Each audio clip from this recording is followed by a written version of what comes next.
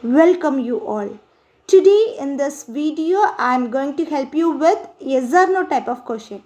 Yes, how to frame yes or no type of question, and this concept is very easy. Just we have to interchange the place of subject and be form of the verb. Okay, I will tell you. Today we planned to explain you this present form. What all the present form of be form of the verb we have? Yes, we have am, is and are. These three are be form of the verb for the present tense. So how to make a question? Today I am going to help you. First sentence I have for you is he is cooking pizza.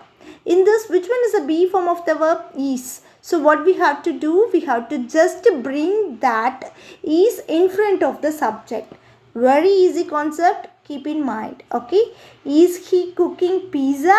Then finally we have to put one question mark. So this is very easy. And then next I have one sentence for you.